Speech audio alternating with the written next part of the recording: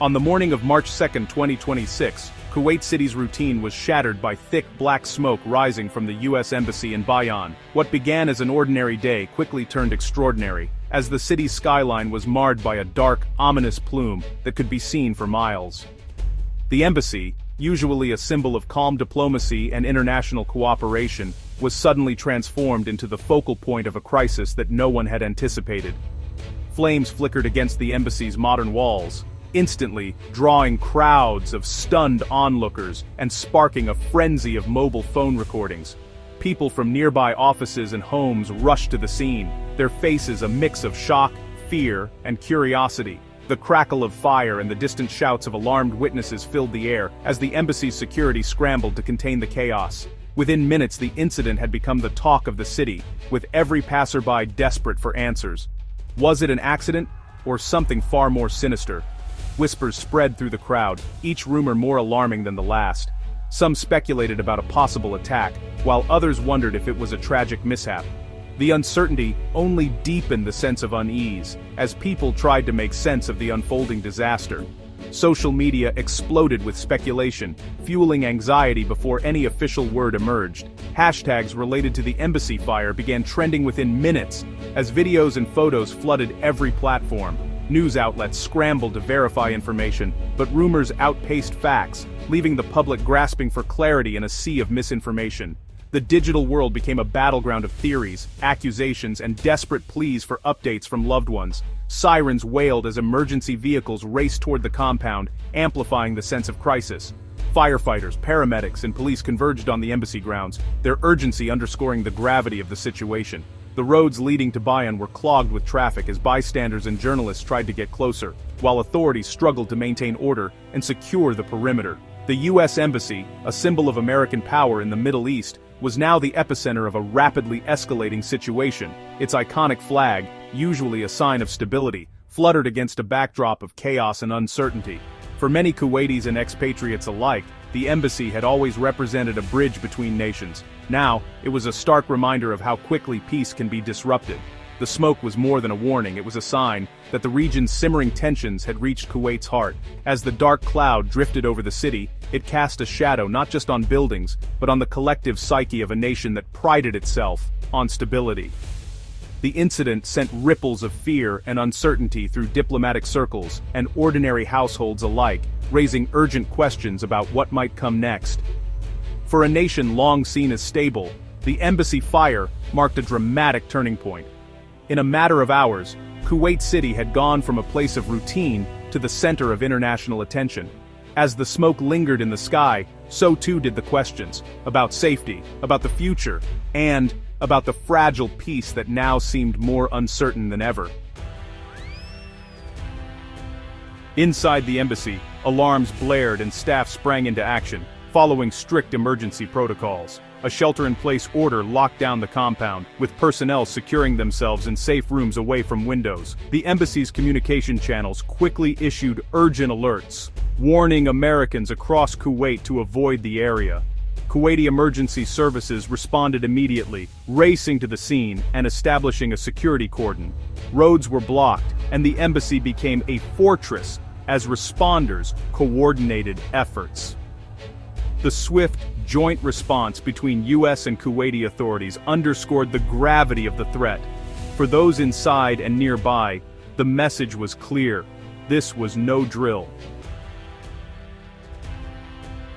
The embassy fire was the latest flashpoint in a region simmering with tension and uncertainty. For months, the streets had been restless, the air thick with rumors and warnings. The world watched as the flames consumed the embassy, a stark symbol of the chaos that was about to unfold. In a region already on edge, every siren and every distant explosion sent waves of anxiety through the population. Security forces patrolled the streets, their presence a constant reminder that peace was fragile and could shatter at any moment.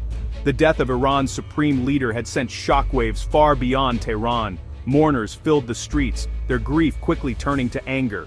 Hardliners seized the moment, blaming foreign powers and vowing revenge. The atmosphere was electric, charged with both sorrow and fury, as the nation braced for what would come next. In the days that followed, Iran and its network of proxies unleashed a barrage of missile and drone attacks across the Gulf.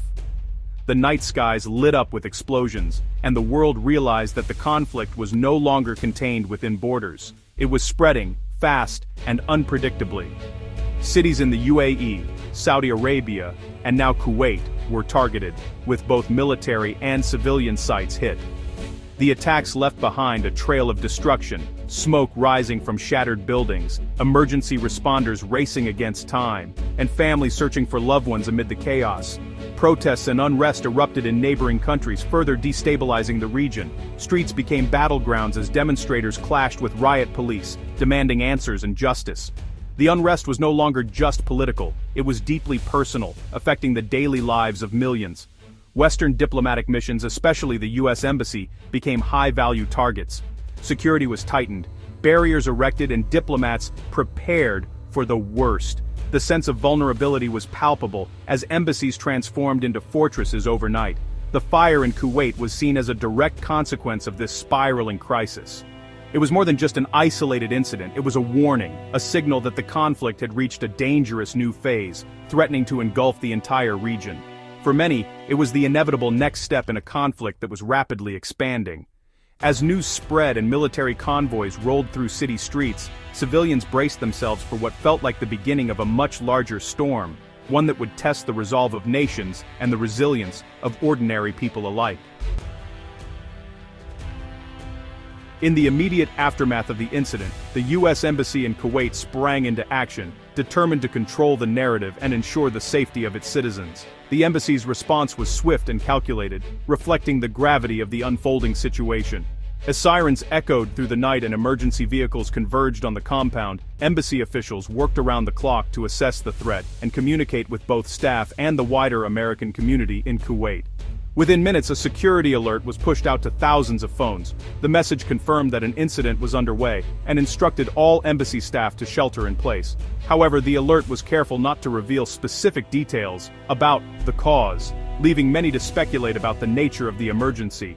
The lack of information only heightened the sense of anxiety and uncertainty among Americans living in Kuwait. For Americans across Kuwait, the warning was clear and unprecedented. Take cover. Remain indoors, and wait for further instructions. Streets emptied as families huddled together, glued to their phones for updates.